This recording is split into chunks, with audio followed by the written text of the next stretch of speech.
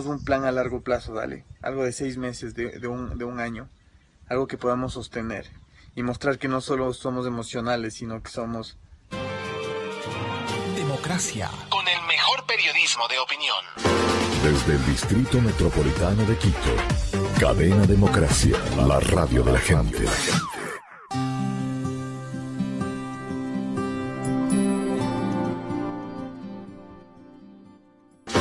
Desde el Distrito Metropolitano de Quito, Cadena Democracia, la radio de la gente. El siguiente programa es de clasificación O, de opinión, apto para todo público. Por Radio Democracia y Democracia TV presentamos Focus, los ojos de la democracia, con Marlon Puertas. Bienvenidos.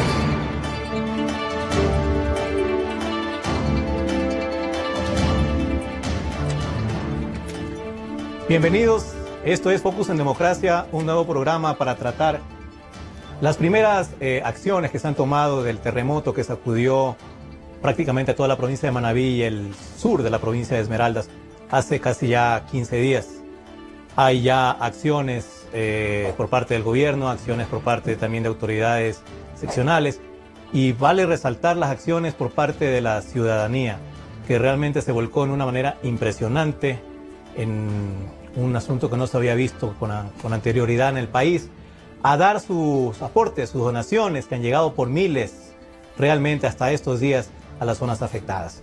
De todas maneras, hay también otras decisiones de tipo político que se van tomando y que las queremos analizar hoy con el asambleísta Diego Salgado, del movimiento Creo, asambleísta por Pichincha, a quien le agradecemos su presencia, y también con la concejala del Distrito Metropolitano de Quito, Yvonne von Lipke, independiente. Así es. Integrante también del Consejo Metropolitano, que también tendrá que dar su opinión respecto a ciertas decisiones que piensa tomar el gobierno en cuanto al control de las construcciones, que es uno de los asuntos que ha criticado mucho el presidente Correa como causante de todas las muertes, cientos de muertes. En realidad el número ya ascendió a 659 víctimas, lo cual marca realmente un asunto importante, el número de víctimas para el Ecuador. Así que gracias a los dos por acompañarnos. Queremos empezar por el lado político, asambleísta. El gobierno ya aprobó un primer paquete de impuestos presentado antes del terremoto, con el tema de las bebidas azucaradas, licores, tabacos, que ya iba a tapar un hueco fiscal existente. Luego del terremoto presentó un nuevo proyecto de impuestos, más fuerte todavía, que tiene que ver con incremento del IVA, aportes patrimoniales, descontar un día de sueldo, etc. Así es. ¿El gobierno está realmente interesado en cubrir las necesidades de la tragedia, o, como dicen por ciertos sectores, también está interesado en aprovechar la circunstancia y tapar el hueco fiscal que ya existía? Marlon, un gusto estar aquí, le felicito por su programa. Ivonne, qué gusto también poder compartir en esta mesa de trabajo. El gobierno está desesperado por dinero, eso ya es evidente, la liquidez no existe. Según los expertos, los entendidos, el déficit está sobre los 10.000 millones de dólares, lo que pretenden recoger con esta nueva reforma, la 13ª reforma tributaria, en 9 años, un poquito más de revolución ciudadana, entre comillas, es apenas 300 y pico de millones de dólares, dicho por el oficialismo. Es decir, no avanza para un mes de sueldo de los burócratas. Eso hay que entender. La burocracia en el Ecuador cuesta 600 millones de dólares al mes. ¿Sí? Claro. Tenemos 40 ministerios, incluido el de la felicidad, el de la gestión política, un instituto espacial. Fíjese que se arrienda el local de la Superintendencia de Control de Mercado, se arrienda en $20.000 al mes. ¿Puede imaginarse usted eso? Súmele a la semana 30.000 de la sabatina, $50.000 que puede servir, por ejemplo, para fácil 10.000 almuerzos en un mes. Pero bueno, eso no entiende el economista Correa. En todo caso, sí, lo que pretende el gobierno es seguir metiendo la mano en el bolsillo de los ecuatorianos. Han asaltado al Instituto Ecuatoriano de Seguridad Social.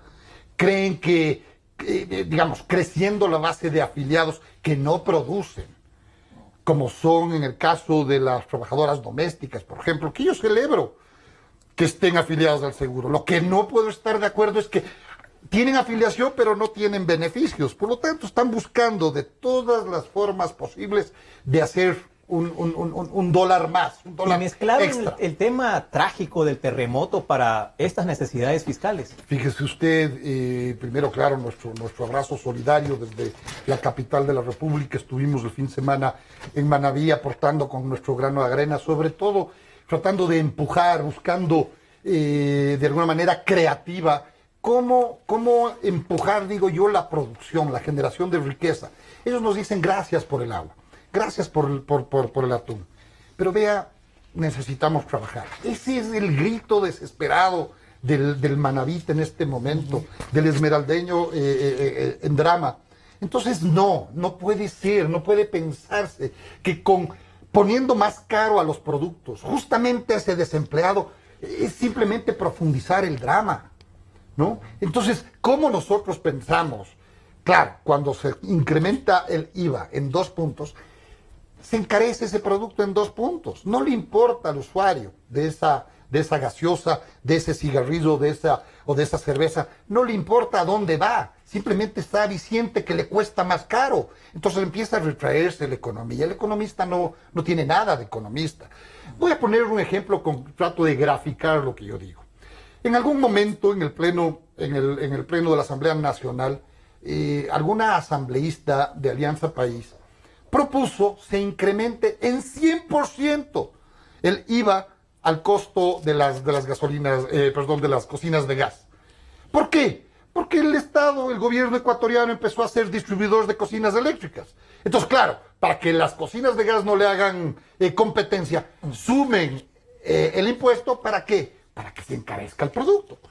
Entonces, por lo menos esa señora asambleísta y los 100 que aceptaron ese incremento, entienden que si es que le ponen más impuestos a un producto se encarece.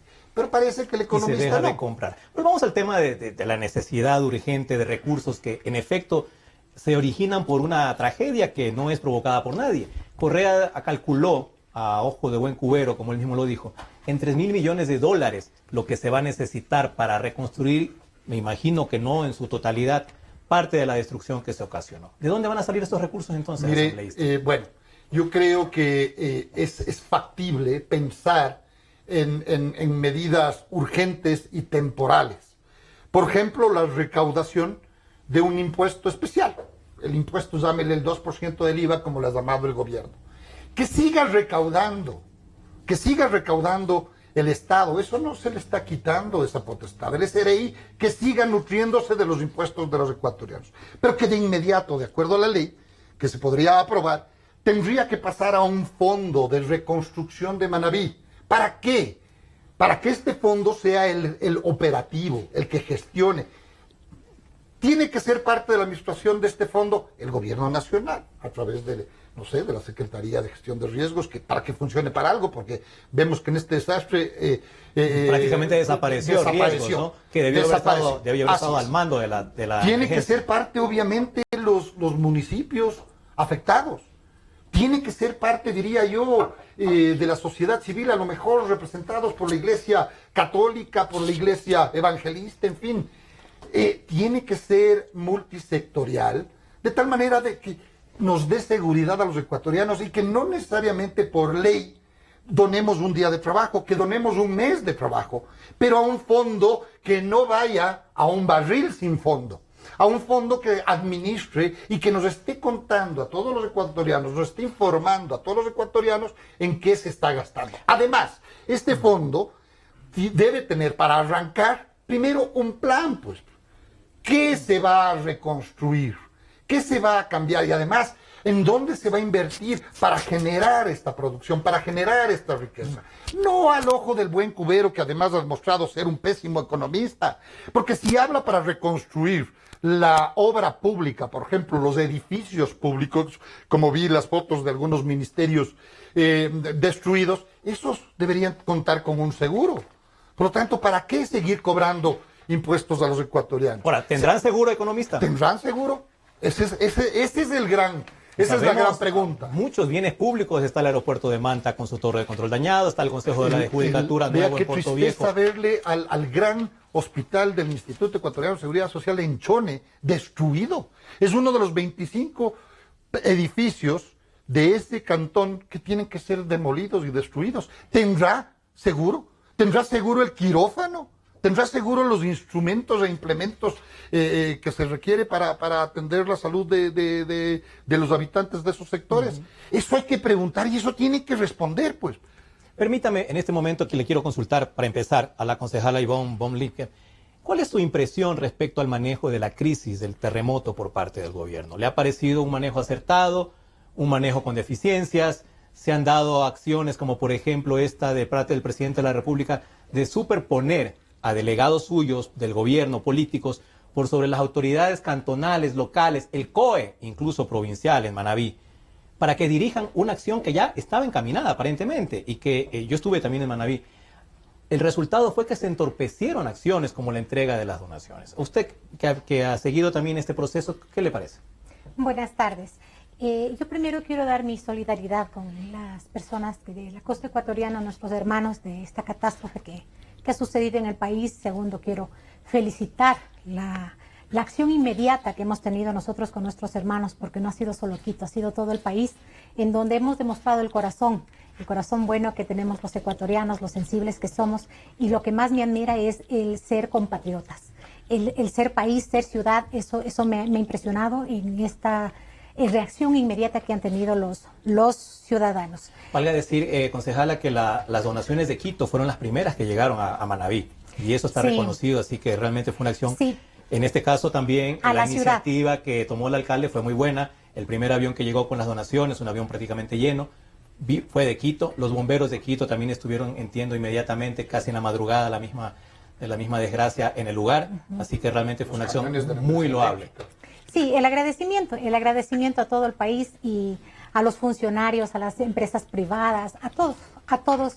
Yo creo que las autoridades tenemos la obligación de actuar de inmediato. O sea, no es ningún, por decir, ningún mérito, si es nuestra obligación. Y sin pedir permiso, además. Y sin pedir permiso, es cuestión de coordinar, que para eso nos han elegido, para representarlos y reaccionar de esta manera. Entonces, yo sí creo que ha habido una deficiencia en el control. El Ecuador no ha estado preparado para este tipo de situaciones catastróficas, como no lo está preparada la ciudad de Quito.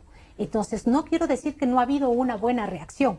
Lo que pasa es que nosotros nunca hemos hecho, por decir, así como hicimos para el Cotopaxi, en donde hacíamos los simulacros, no lo hemos hecho nunca para los terremotos, por la situación misma de que no sucedía esto en nuestro país como lo hace Chile, por ejemplo. Entonces, yo creo que sí debería haber mayor coordinación entre las autoridades centrales y las autoridades seccionales, porque es la mejor manera de trabajar, dejando de lado las camisetas, dejando de lado las posiciones políticas, porque ahora es tiempo de unirnos como Ecuador, como país. Entonces, yo sí creo que debería haber mayor coordinación para el que mucho abarca, poco aprieta. Entonces, si mientras más están en territorio manejando, pero si lo seccionan, va a ser mucho más fácil para que sea igualitario y llegue de una manera inmediata. ¿Qué tipo de deficiencias detectó usted? Bueno, el tipo de deficiencias es, por ejemplo, que no llegó la ayuda inmediatamente. Claro, los organismos internacionales vinieron con sus rescatistas, con los perros, con todo, pero yo sí vuelvo a insistir, no estábamos preparados. Y no solo por el hecho de la acción del terremoto, sino por el hecho de que no tomamos las medidas de prevención mucho antes de que sucedan las cosas. Esa es ahora la propuesta que yo he presentado en el Consejo Metropolitano, en que nosotros tomemos más en serio este tema. Y esto no lo he hecho a raíz del terremoto que sucedió en nuestro país. Apenas se aprobó la norma ecuatoriana de construcción, yo presenté en el Consejo una propuesta en donde hagamos un comité o comisión interinstitucional para trabajar los técnicos del municipio con los colegios de profesionales y los gremios de la construcción. ¿Con qué objetivo específico? Con el objetivo específico de nosotros ver el tipo de edificaciones que hay en la ciudad de Quito, que cumplan los procesos, los procedimientos, que cumplan todas las formas técnicas para ser construidas las edificaciones y las casas. Yo soy presidenta de la Comisión de Ordenamiento Territorial, entonces yo estoy en el territorio y estoy por lo general en las periferias, en donde se ve la informalidad de las construcciones. Al decir informalidad no es porque quiero escandalizar a la ciudad de Quito ni asustarla, sino que en diferentes temas es la informalidad, que se construyen con el maestro mayor, que se construyen con el vecino porque él ha visto cómo hace la casa. El albañil. Pero no se construye en la manera técnica con una asesoría de un ingeniero. el caso que está sucediendo, por ejemplo, ahora en el municipio, que es alarmante, me reuní con el directorio del Colegio de Ingenieros Civiles de Pichincha, en donde la Secretaría de Hábitat y Vivienda había propuesto en que se aprueben únicamente para la construcción de las edificaciones los planos arquitectónicos y no los planos estructurales.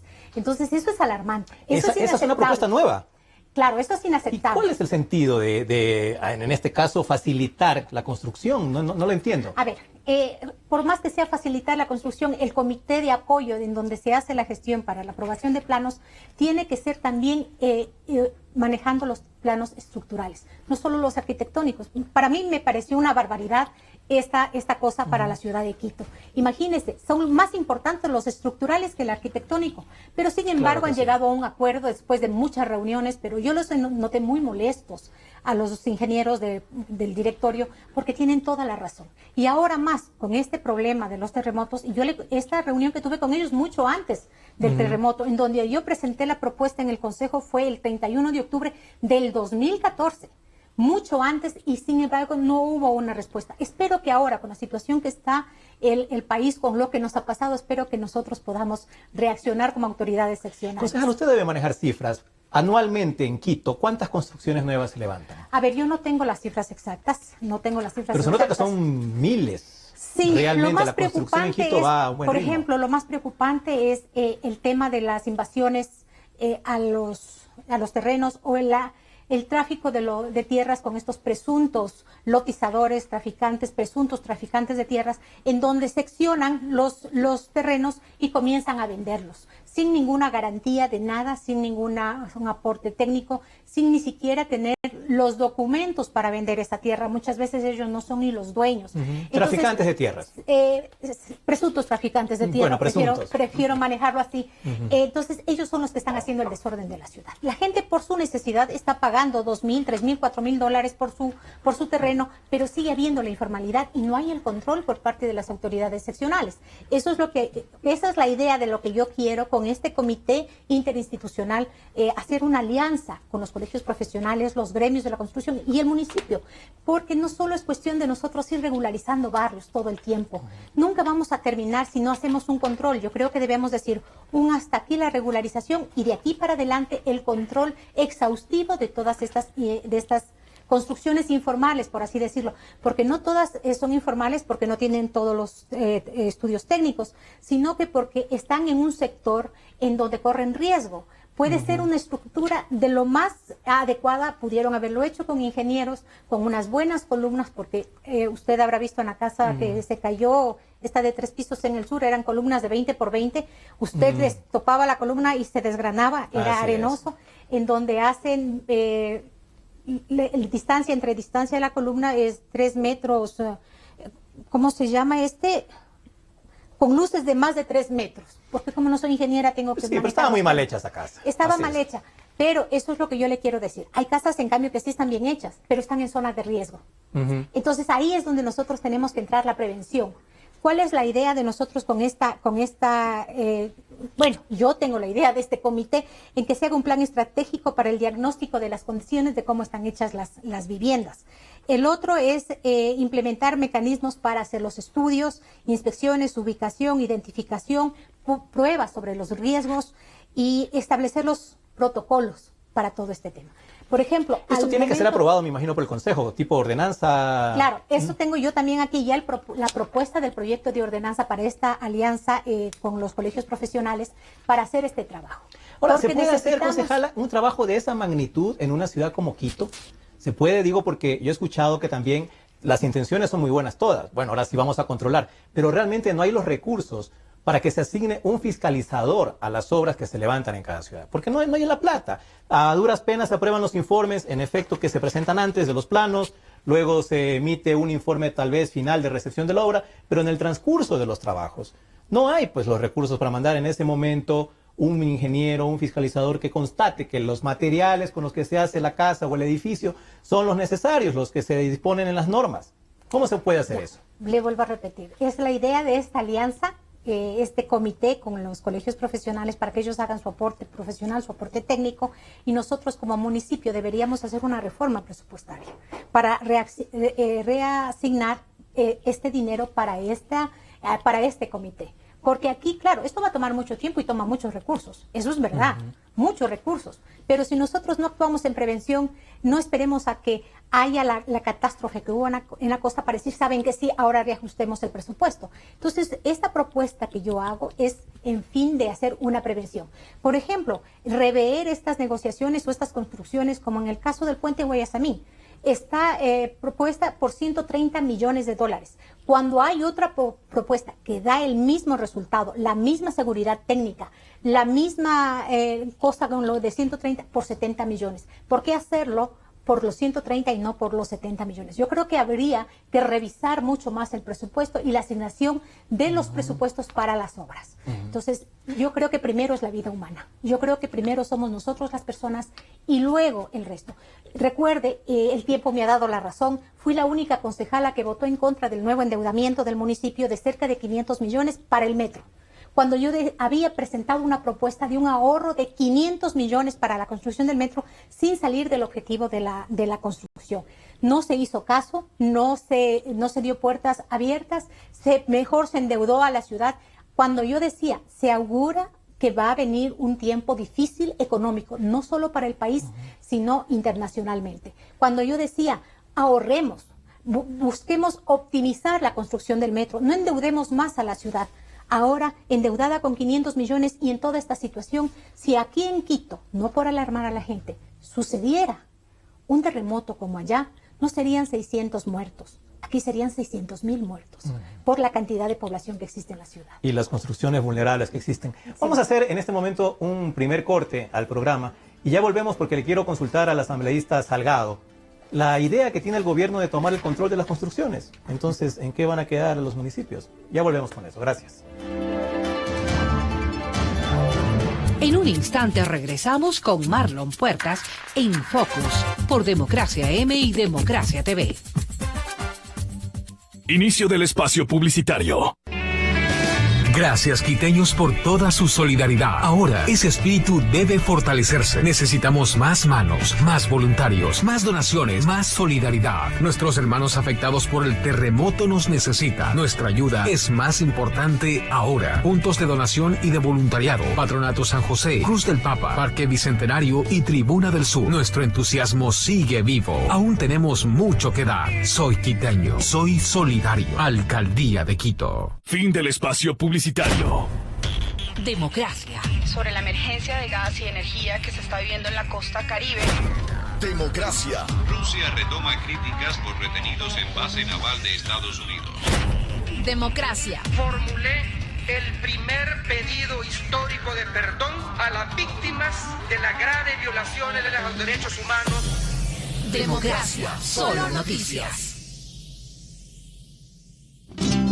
Sentimos lo que la gente siente, amor, desamor, alegrías inmensas. Decimos lo que la gente quiere, pasión, discusión, democráticamente. Democracia, la radio de la gente.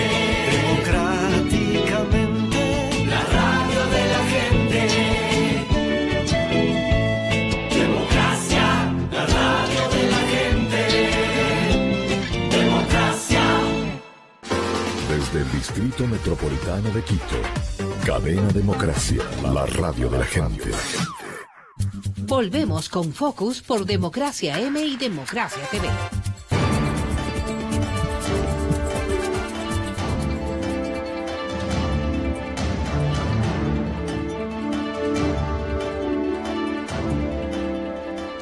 Volvemos, gracias por su atención. El gobierno, que cree que todo lo hace bien, ya emitió un primer diagnóstico respecto a la catástrofe y dijo que gran parte de la responsabilidad está en las construcciones mal hechas y que obviamente eso es competencia de los municipios que no ejercieron el control debido. Entonces, como el gobierno hace bien las cosas, ahora plantea que ese control pase al gobierno a través de una nueva ley, supongo una nueva reforma al COTAT, que les da competencia a los municipios para este control en efecto de las construcciones, y se solucionarán las cosas, supongo. ¿Qué cree usted, asambleísta? Mire, son 9 años ya que les conocemos. Yo no puedo creerles absolutamente nada. absolutamente nada. Yo sí he sido muy claro, 3 años que soy legislador y antes. Nunca he dado el voto por nadie que tenga que ver con la Revolución Ciudadana. Fíjese usted, la Constitución de Montecristi en el 2008 decía, y creo yo correctamente, que había que descentralizar y desconcentrar la función pública. ¿Cierto? De tal manera que el municipio, que es el ente del Estado más cercano al ciudadano, al pueblo, tenga ciertas responsabilidades. Una de ellas, por ejemplo, manejar los servicios de salud y obviamente los de educación. Hace algo más de un año, los revolucionarios, por orden de Rafael Correa, proponen una enmienda. Claro, venía un año electoral, el economista que no es tal y que tampoco sabe leer la información internacional, no se dio cuenta que el barril del petróleo ya había empezado a bajar, pero insistió en enmendar la Constitución quitándoles a los gobiernos autónomos descentralizados, o sea, a los municipios, quitándoles esa facultad y llevándose otra vez donde él. ¿Por qué? Por año electoral, pues. Pensó que iba a tener aquí un barril del petróleo de $100 igualito, ¿no? Porque la crisis, cierto es mundial. Pero los que aprobaron el presupuesto de 2015 a casi $80 del barril son los de Alianza País. Se les dijo, aquí están las muestras, los expertos, los entendidos dicen que va a bajar el barril del petróleo. Pero claro, como ellos solo saben leer las órdenes que les viene de Carondelet, no hicieron caso y aprobaron, iba a decir como borreguitos, pero aprobaron en $79.9 cada uno de los barriles, que bajó ya en el 2015 a $40, ¿no? Están complicados. Quitan de la Constitución otra vez la responsabilidad. Y otra vez ahora, el presidente de la República, que además se cree realmente inteligente, y su círculo le hace creer que es inteligente, les quita las asignaciones presupuestarias a los municipios. Pues yo estoy argumentando una serie de cosas que los municipios tienen que hacerse cargo, tienen que cobrar los recursos, etcétera, etcétera, y respetando la Constitución, la ley, la lógica, el sentido común, todo. Es abusivo el presidente de la República en todos los aspectos. Ahora, que el presidente quiera reconstruir la provincia de Manabí, pues que quiera. Ya le quedan 300 días nada más de gobierno. En 300 días no va a avanzar, a hacer absolutamente nada. ¿Usted cree? Yo no creo. Vea, él dice que con atunes, yo leí uno en la red social, que con atunes no se construyen carreteras. Y la red social le decía, con atunes no se construyen carreteras, pero tampoco se coima. Entonces, nosotros insistimos en que tiene que haber un fondo, ¿no es cierto? Un fondo en donde sea parte el gobierno y el gobierno de turno, porque ya se va este y vendrá otro. Yo aspiraría que en una semana, en 15 días, haya la reconstrucción, la regeneración del aparato productivo de Manabí, que por fin tengamos manavitas, ciudadanos en todos los rincones del Ecuador con empleo. Pero eso no se va a dar con este gobierno, con este modelo fracasado. Ha fracasado en Brasil, ha fracasado en Venezuela, fracasa en Bolivia, fracasa en el Ecuador, fracasó en Cuba desde hace 50 años, fracasó en la Unión Soviética. Y no es suficiente lo que dijo una funcionaria de finanzas que compareció a la Asamblea, en que el dinero que va a ir destinado a la reconstrucción de Manabí se va a manejar en una cuenta separada del Banco Central. Ya no es una manera un poco de mantener control sobre ese dinero. A mí me encantaría poderle creer a esta funcionaria, que no sé de quién se trata, pero al ser funcionaria del gobierno de la Revolución Ciudadana, no le creo. En el Banco Central se supone que hay recursos de los bancos. Todos los días entran y salen recursos de los bancos. ¿Por qué no nos cuentan cómo va esa cuenta? Los bancos privados, habla usted. Los bancos privados, claro, porque los públicos son del señor Correa, que ya se va, pues. ¿Cuándo se ha visto que todo es secreto? Todo absolutamente secreto. 9 años existe, por lo menos teóricamente, una comisión que se llama Comisión de Fiscalización. ¿Quién se ha fiscalizado? ¿Qué se ha fiscalizado? Las carreteras, vea, vino primero el fenómeno del Niño, marcharon un poco de ellas. ¿No es cierto? Ahora son edificios públicos también los que se cayeron.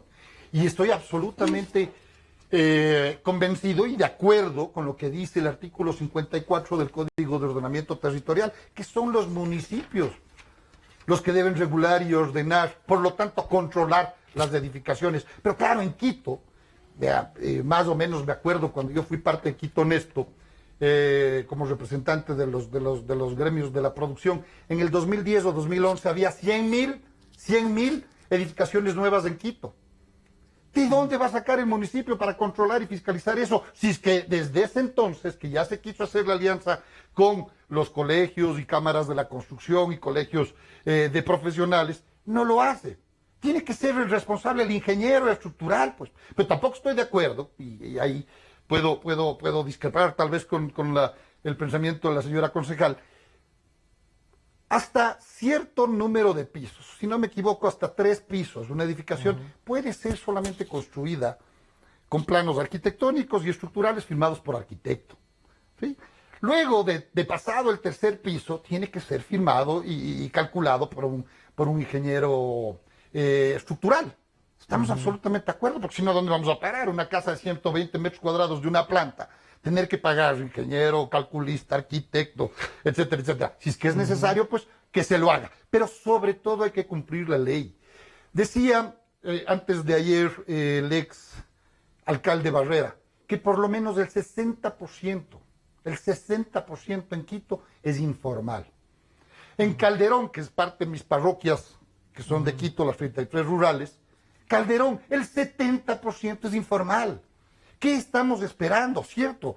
Hay que regularizar los barrios, sí, pero primero hay que saber qué Quito es el que queremos, así suena el eslogan de la Revolución Ciudadana. Pero si es que primero no hay un plan maestro, primero no hay una gran idea de Quito, no sabemos si Quito tendrá que seguir expandiéndose por los valles y subirse al Pichinche y sobrepasar las antenas y a lo mejor llegar a Esmeraldas, o si queremos concentrar y que Quito tenga edificios hacia arriba para mejorar la seguridad, la dotación de servicios, agua potable, luz eléctrica, transporte. Estoy absolutamente de acuerdo con la señora concejal. No se debió haber metido en una aventura de construir el metro.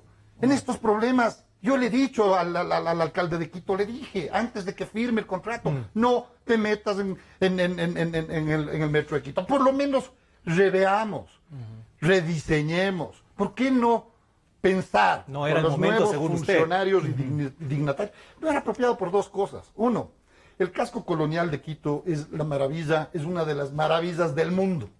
Dicen que hay un informe de la UNESCO por la estación de San Francisco. No hay tal.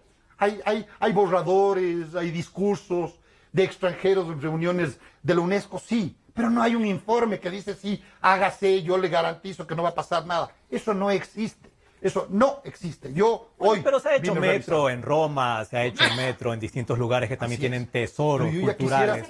Yo quisiera tener el nivel económico de Roma. Terreno. Yo quisiera tener el terreno es distinto. Claro, yo quisiera tener el nivel económico de Roma. Fíjese usted, los bomberos, de esas coincidencias brutales. A fin del año pasado, yo propuse la ley de cuerpo de bomberos del Ecuador. Porque da la casualidad que no hay ley, pues.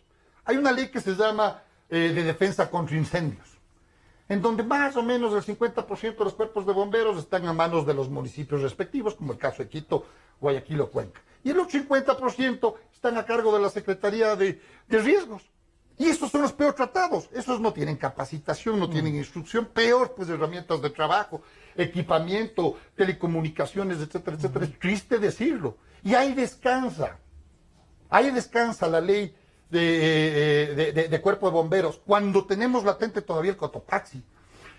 Quito se desarrolla. Ecuador es un país de riesgos. En las faldas del Pichincha. Permanentes. Si no tenemos fenómeno del Niño, tenemos Quito volcanes. tuvimos en el 87, recién. Por lo tanto, aquí sí somos pues una zona vulnerable. Yo sí pregunto, Quito, siempre, no en contra de ninguna administración municipal, ni mucho menos. Pero Quito cuenta, por ejemplo, con una cuenta de ahorros, ¿no es cierto?, que vaya metiendo ahí mes a mes, por si acaso tengamos riesgos. O sea, lo mismo que le reclamamos al gobierno debería tener en este caso los municipios. Todo, exacto. Quito, que tenemos al volcán Pichincha activo, ¿no es cierto?, que le tenemos al Cotopaxi a pocos minutos por los ríos, le tenemos a Tungurahua a pocas horas por los ríos de Quito, tenemos en el oriente el Sangay. Tenemos nosotros una cuenta de ahorros para paliar, para enfrentar cualquiera de estos riesgos. Concejala, ¿y esa cuenta tal vez existe en esos ahorros para contingencias de ese tipo? A ver, yo quiero empezar diciendo que ustedes hablan del tema del gobierno central que cree que todo lo hace bien. Este problema sucede con las autoridades cuando se obnubilan en el poder, cuando creen que solo ellos hacen bien y el resto no. Yo creo que debemos reconocer cuando nos equivocamos y cuando tenemos que rectificar. Y esto yo lo digo por todos los gobiernos, no únicamente del gobierno central. Yo soy, en cambio, propositiva. No estoy en función de solo criticar, sino siempre de proponer. Soy propositiva, encontrar soluciones, dar propuestas que sean realizables, que sean ejecutables, que tengan los recursos. Esa es la idea y en el cargo como yo lo manejo y en cómo yo estoy demostrando mi actividad dentro del cargo público que tengo ahora como concejala. Yo considero que habiendo pasado esta tragedia que ha pasado en nuestro país, no es tiempo de confrontar, no es tiempo de criticar, es tiempo de proponer. A ver, yo tengo esta solución, yo propongo esto, pero si no le dan oídos, pero uno ha cumplido, ha propuesto y ha dado a conocer a la ciudadanía lo que está proponiendo. Porque yo sí considero que dejemos a un lado por este tiempo estas confrontaciones. La idea es hacer país, la idea es hacer ciudad, empezando por ahí. En el tema de la comisión, es verdad, yo he hablado de edificaciones. Yo no he dicho casas, aunque sí las casas necesitarían también tener un técnico que lo soporte, porque daráse cuenta, las casas en Pedernales, en Manaví, mayormente son casas.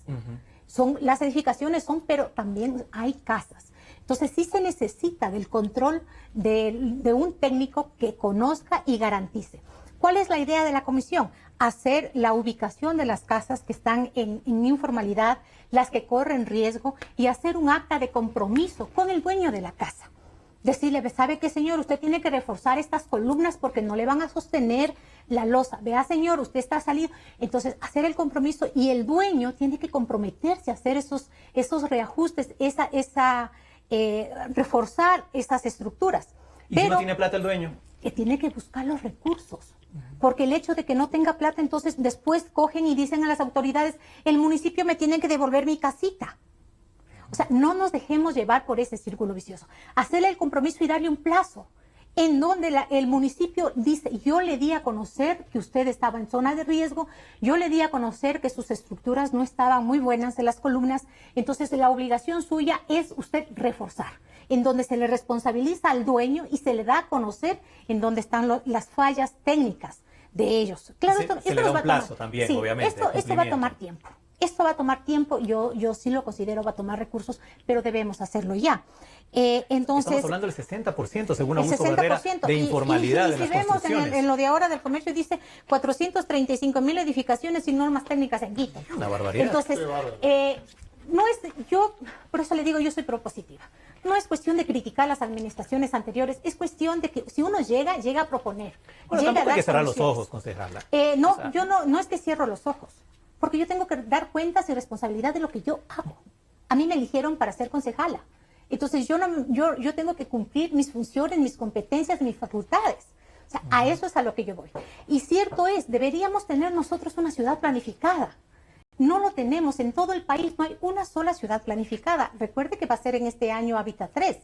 ¿Y qué hemos hecho? Vamos a hacer la sede. Vamos a hacer la sede. ¿Y qué tenemos hecho en la ciudad? ¿Qué hemos hecho? Todo lo que tiene que hacerse, reforzar la infraestructura hotelera, los centros turísticos, los restaurantes, ¿cómo va a enfrentar eso la ciudad y el dinero que se va a tener que invertir estando en este tiempo de austeridad? Entonces yo siempre hablo, y lo he dicho en el Consejo, en donde nosotros estamos en tiempo de austeridad, por favor, aunque me dicen, pero si eso cuesta solo, por ejemplo, el arreglo de la Carolina, que no era necesario ni era urgente, en donde se invierte 4 millones.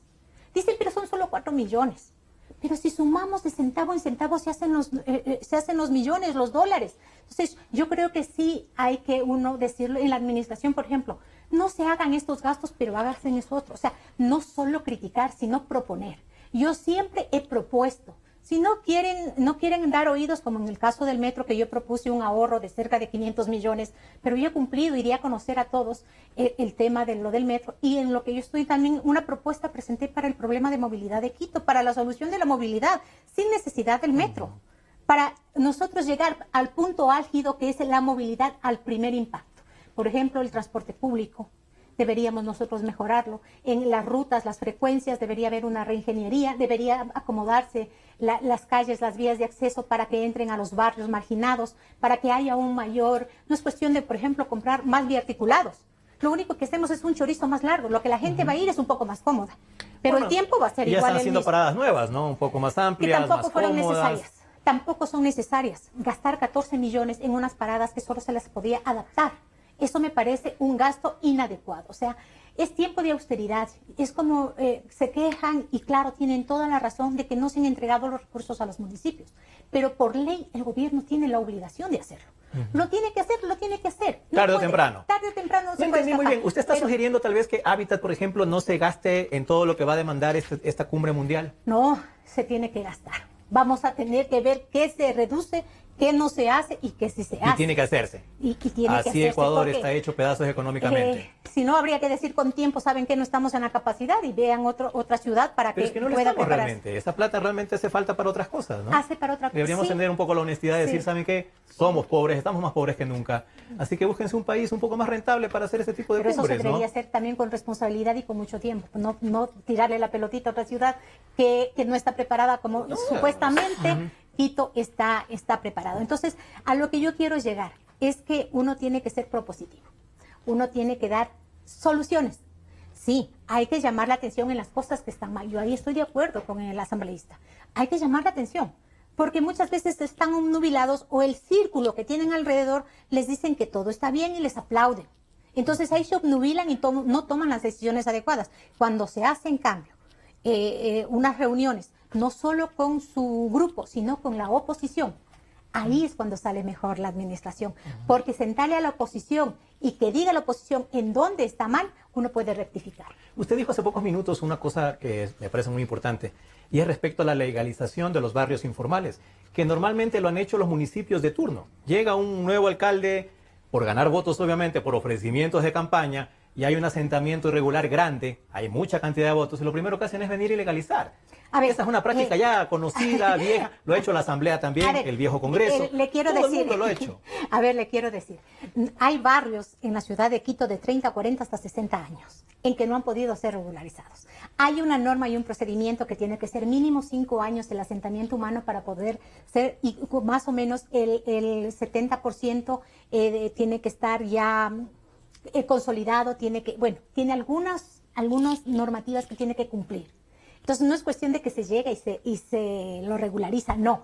Para eso está la unidad especial Regula tu Barrio, en donde hacen los estudios técnicos, los estudios jurídicos y la socialización con los barrios. Es todo un trámite. No es que yo chasqueé los dedos y sabe qué, le regularicé este barrio. No, es un procedimiento que se hace un seguimiento, se hace un estudio.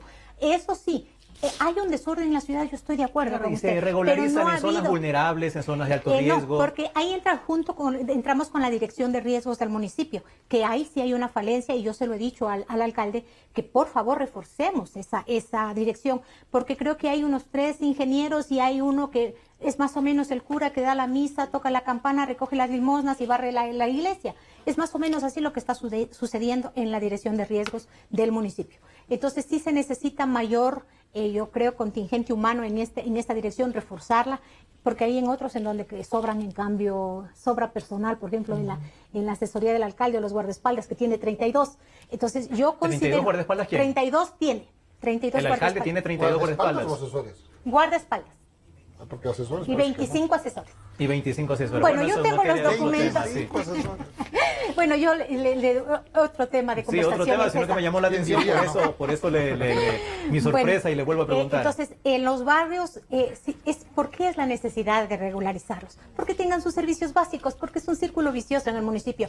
¿Saben qué? Ustedes no son regularizados, entonces no tienen acceso al agua, no tienen acceso a la luz, no tienen acceso a vías, ustedes no existen para el municipio, entonces no pueden ser atendidos. Cuando la Constitución manda que es derecho al agua, derecho al buen vivir, y entonces nos contraponemos la normativa seccional con la normativa central. Entonces, ahí es lo que yo le digo. ¿Por qué la importancia de la regularización? Para que tengan los servicios básicos, para que tengan los presupuestos después las empresas, por ejemplo, la EMAP, y diga, a ver, el siguiente año voy a dar agua a 16 barrios. Así es, o sea, esa es la idea de la regularización. Pero yo comparto en que se hace la regularización a este tope. Y de ahí para adelante tiene que haber un control y no aceptarse más asentamientos irregulares, sino al contrario, hablar de planificación. Y que quienes quieran ser alcaldes de Quito dejen de ofrecer eso, por favor, ya como plan de campaña. Asambleísta, Ivonne, dice con razón, creo yo, que hay que ser también propositivos. Creo, y en su caso particular, aparte del fideicomiso, las cuentas apartes que han dicho que se tienen que hacer para manejar los fondos, ¿qué otra cosa proponen para reactivar, para mejorar la situación en Manabí? Mire, yo creo que es fundamental, como decía, recuperar o dotar de este motor que es la producción, ¿no? Sí, hoy comentábamos con un buen amigo, parte creo, asesores y todo, ir buscando cuáles son las fortalezas de Manabí, que son muchas. Muchísimas. Sombreros, Manta, comida, puerto, bebidas, turismo, etcétera, etcétera, etcétera. Entonces, ahí atacar, ahí capacitar, instruir, ir a ayudar. Es decir, quienes tenemos la suerte de no haber sido afectados directamente con este desastre, el poder también aportar por ahí. Y lo estamos haciendo. Sí, lo estamos haciendo. En el caso de la Asamblea, como asambleístas legisladores, uno de esos, para mí parece fundamental que el país cuente con una ley que regule, que controle, que cree el cuerpo de bomberos del Ecuador. Imagínense, 2016 y no tenemos una ley, sino la ley contra incendios, que hasta el nombre es chistoso. Entonces, claro, nosotros proponemos la creación de este fondo, pero que no es solamente económico, sino que primero, sobre todo, tiene que ser pensado, ¿no? Diseñado. ¿Qué queremos para Manabí? Con el plan al lado, con ¿no? el plan, de y ese hay que financiarle y desde ahí buscar los recursos, no al revés, pues. No porque necesito pagar mañana $600 millones a los burócratas, tengo que meter la mano por todo lado y crear impuestos. Y como ha dicho el propio presidente de la República, ¿qué hace? Va a decir, a ojo de buen cubero, no, pues, irresponsable. Tiene 40 ministros de Estado, que por lo menos uno se dedique a ver qué pasó. Pues, hacer cuentas, ¿no? Hacer cuentas, ¿no es cierto? Fíjese, otra irresponsabilidad tremenda, y perdón que me acordé. ¿Qué hace, pues, una ministra que ni conoce el sector liderando las gestiones? ¿De quién habla? De la señorita o señora Pavón. No, ¿por qué no confían en los asambleístas de ellos mismos, de Manabí? Pues ahí tienen un distinguido, y de verdad digo, estoy pensando en dos, Verónica Rodríguez y Carlos Berman. ¿Por qué no confían en ellos para liderar los trabajos en Manabí? Ellos conocen, hablan la misma lengua. Le ponen a la señora Pavón, que entiendo que tiene miles de líos, y por supuesto le considera. Por supuesto le considera, porque no conoce el sector, no conoce lo que está haciendo, porque salir de la Asamblea, hacerse cargo del Ministerio de la Gestión de política, que hacen solo banderitas verdes para cada marcha, ¿no es cierto? Irse a pretender liderar la reconstrucción de Jama, de Chone, etcétera, etcétera, me parece una locura. Tan compleja. Yo estuve en Manabí y realmente hablé con algunos militares que obviamente prefieren no identificarse por obvias razones. He hablado con algunos también. Así es, quejándose de esto, de la superposición de cierta gente que ha llegado de Quito, delegados por el presidente de la República, a dar órdenes en un escenario bastante complejo, un escenario de crisis, de desastre, en el que los militares se sienten preparados además para manejarlo. Han sido entrenados hasta físicamente. Se han quejado incluso de que no fueron convocados a tiempo para las labores de rescate, lo cual es gravísimo.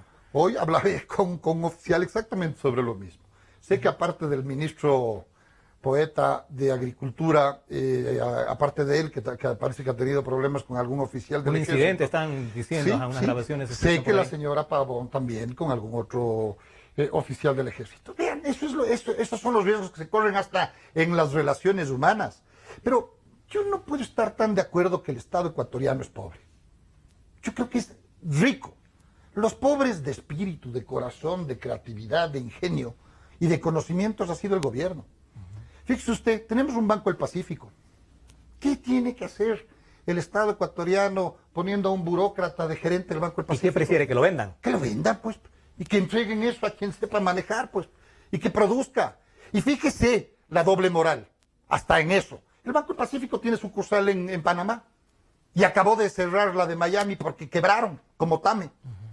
Entonces, ¿qué hace el gobierno ecuatoriano quebrando Tame? Por ejemplo, usted mencionó hace un momento que esto es un barril sin fondo. O sea, el gobierno va a vender el Banco del Pacífico y va a coger esa plata. ¿Y qué va a pasar con esa plata? Marlon, ahí está la bondad del fondo de reconstrucción de Manabí y de Esmeraldas. Ese fondo recoge pues las ventas de estos bienes del Estado, que es de todos los ecuatorianos. ¿Qué hace con no sé cuántos medios de comunicación, T-Centro, que también, TC, Gama, el Telégrafo, etcétera, etcétera. ¿Qué hace el gobierno manejando esto? Claro que sabemos que son los panfletos de propaganda del Estado. Coge y venda. Y vaya al fondo de reconstrucción de Manabí y de Esmeraldas. No hay que dejarle al gobierno porque es un barril sin fondo. Entonces el Estado ecuatoriano realmente no es pobre. Repito, el pobre es quienes nos gobierna. Por las arcas fiscales que realmente están pobres. Los en este privados. momento. Oigo, por ejemplo, la capacidad turística hotelera de Quito es fenomenal. Es maravillosa. Casi todas, el 99% son privadas. Creo que ya vendieron, y eso habría que investigar. Entiendo que el Hotel Quito han vendido ya el Instituto Ecuatoriano de Seguridad Social. Hay que ver a quién vendieron, a cómo vendieron, y si es que esa plata está o no está donde debe estar. Pero si la vendieron al precio justo. Y si le no es vendieron un buen al precio el problema al asambleísta es que no es un buen momento para vender. No. Nosotros ahorita somos necesitados. Claro. Y obviamente los oferentes van a querer sacar provecho de eso. Pero hay diferentes herramientas que el propio gobierno, de alguna manera, estructuró la alianza pública-privada. ¿Qué tiene que hacer? Pues, repito, el gobierno administrando un banco. Concesione. ¿Qué tiene que hacer con las centrales hidroeléctricas que hasta ahora no funcionan? Bueno, será cuestión de tiempo, supongo. Mire, Coca-Cola empezó con el 40% de generación. Claro, pues son 9 años de revolución ciudadana y eso no es verdad que nos costó al presupuesto del Estado ecuatoriano que finalmente tendremos que pagar. Pero esos son con 40.000 millones de dólares de crédito a los chinos. Le propongo, como última parte ya, porque tenemos que hacer un corte, tocar el tema de justamente usted ya ha mencionado cierta venta de activos, que el gobierno lo dijo, pero no concretó nada. Así es. Y también ahorros, que es algo en lo que Ivonne ha puesto mucho énfasis en este programa. Yo creo que realmente hay... Más que ahorro, austeridad. Exactamente. Yo creo que ese es un buen tema como para cerrar el programa, para ver de dónde pueden salir más recursos para afrontar esta emergencia. Hacemos el corte. Democracia por las libertades. Desde el Distrito Metropolitano de Quito, Cadena Democracia, la radio de la gente. Democracia. Sobre la emergencia de gas y energía que se está viviendo en la costa Caribe. Democracia. Rusia retoma críticas por retenidos en base naval de Estados Unidos. Democracia. Formulé el primer pedido histórico de perdón a las víctimas de las graves violaciones de los derechos humanos. Democracia. Solo noticias. Volvemos con Focus por Democracia M y Democracia TV.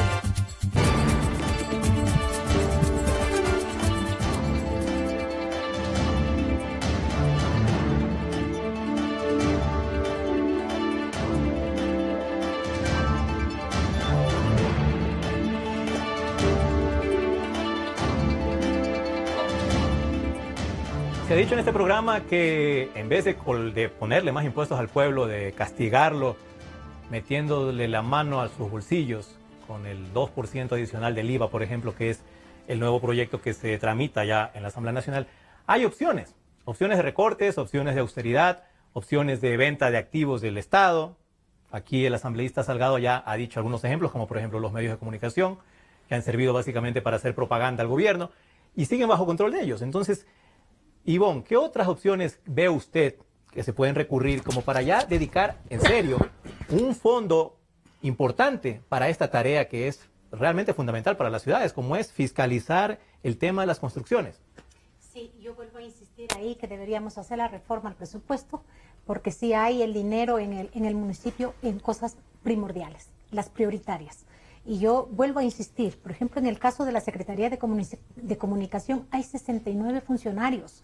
Tanto criticamos al gobierno central cuando el gobierno local estamos cometiendo los mismos errores y estamos siendo igual de indiferentes con los ciudadanos y estamos siguiendo con la misma línea del gobierno central, pero sin embargo lo criticamos, pero no corregimos. Y eso me refiero yo a la administración netamente de Quito, porque no puedo hablar por las otras administraciones.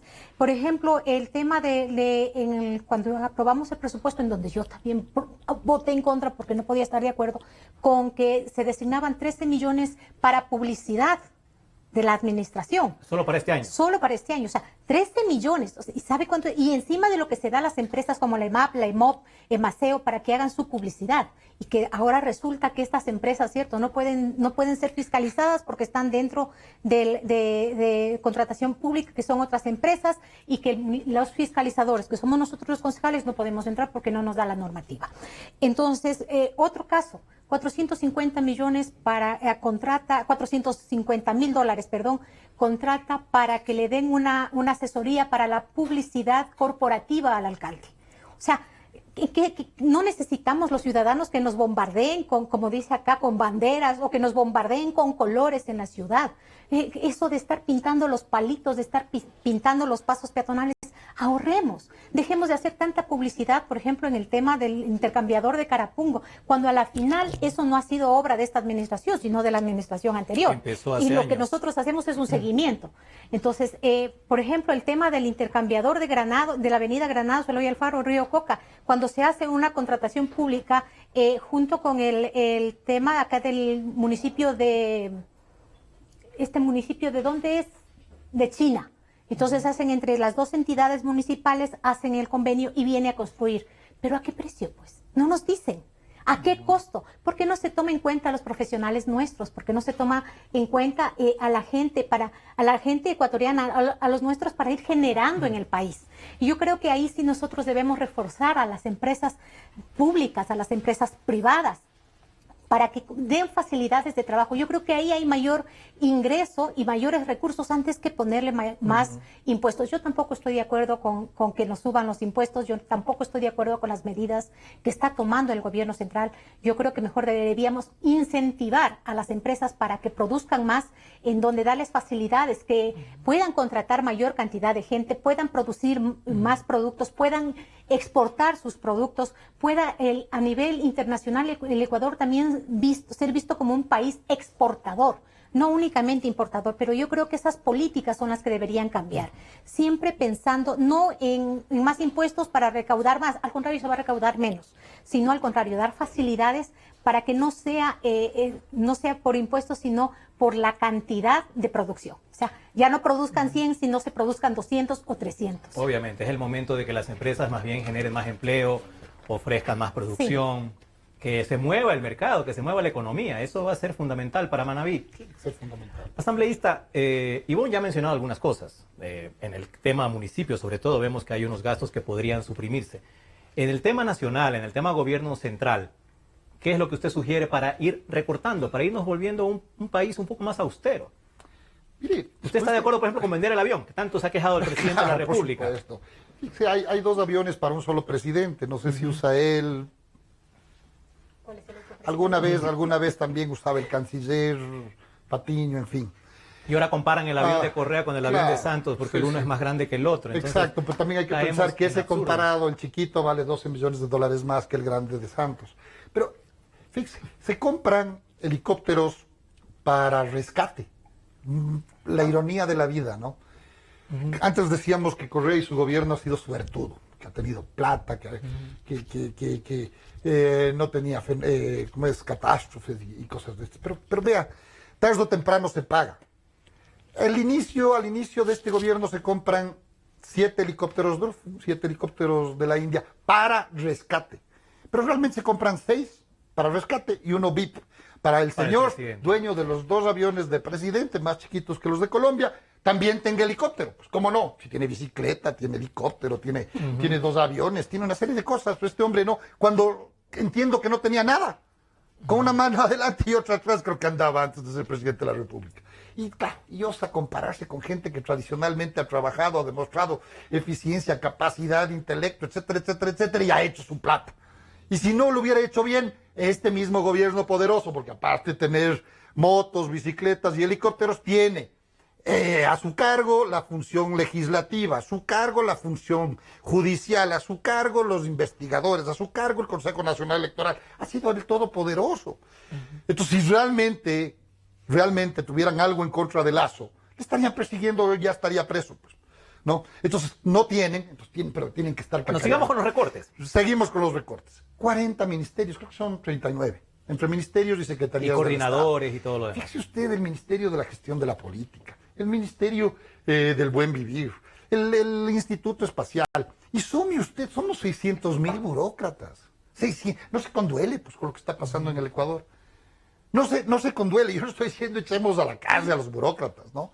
Pero claro, cuando necesitamos más policías, porque todas las ciudades de este país son inseguras, no, pues tenemos 30 y pico de ¿cómo es? Guardaespaldas de un alcalde. Yo veo también, tenemos una fila inmensa de guardaespaldas de las autoridades máximas de la Asamblea Nacional. Realmente necesitan. Mire, yo escribí, y me atreví a decirlo, y lo siento porque usted es asambleísta, de que, por ejemplo, la Asamblea Nacional, en vista de que no sirve sino como solamente un paso de despacho de trámites de leyes que vienen del Ejecutivo, porque ni siquiera proponen leyes, solamente reciben las leyes del Ejecutivo para tramitarlas, darle visto bueno y pasarla adelante. Entonces la Asamblea también realmente no tiene ningún sentido. En Venezuela Chávez empezó a dictar leyes con un mandato supremo y la Asamblea ya no tuvo nada que hacer. Entonces ahorrémonos también esa plata, asambleísta. Mire, yo en términos, es decir, exclusivamente con lo que pasa en el Ecuador, estoy de acuerdo con usted. Pero tengo esperanzas de que por fin tengamos una república, por lo tanto una democracia, en donde se requiere el equilibrio de poderes. No, por supuesto, si hay una asamblea que discuta, que debata, que las leyes realmente sean tratadas a fondo. Absolutamente. Eso se necesita. En mi caso, en 3 años de funciones, he propuesto 7 proyectos de ley y algunas comisiones especiales, por ejemplo, el tema de los patrimonios de la humanidad, que el Ecuador es lleno de maravillas, ¿no? Intangibles, de gente, etcétera, etcétera. Pero no dan paso. De pronto, el Ecuador no existe, la única inteligencia está en la revolución ciudadana. Y por supuesto estamos viendo que no hay tal inteligencia, pues no hay esa materia gris. Entonces, yo sí creo que debe recordar, y hablando en serio, las sabatinas. Dice el presidente que ya se va, que cuestan $30,000 cada sábado.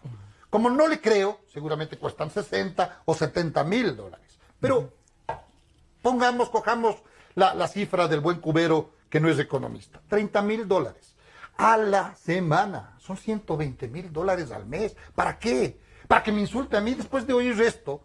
El sábado me ha de insultar. Pues. Me ha de insultar. No, él no cree en la oposición como una institución de la democracia, como una institución necesaria para la república. Generación de ideas, buenas o malas. Lo que el Ecuador necesita es creatividad, intercambio de ideas y, por supuesto, acción. Y el gobierno se caracteriza por la inacción, la positiva. 40 ministerios, fíjese usted, cada ministro tiene guardaespaldas, cada ministro tiene secretaria, por lo menos una, cada ministro tiene un vehículo que le cuesta al Estado ecuatoriano, el vehículo tiene que ser mantenimiento, ABC, y claro, toda la caravana de los guardaespaldas también choferes, se transportan cierto, ¿no? Claro, choferes. Carros, choferes. Entonces, ahí haría un favor, que se acaben las sabatinas, nos ahorra $120,000 al mes. 1.670.000 al año. Pensando que nos está diciendo la verdad. Pensando que es lo austero que dice el presidente que son las sabatinas. Pensando que nos está diciendo la verdad y que no sirve para absolutamente nada. Han de ser solo para de queso contarnos y no que de la jamón. perra parió, Pensando para contarnos eso. que su chef le cocinó rico y cosas de esas. Ya no sirve para nada, eso no le importa al Ecuador. Y obviamente rebajemos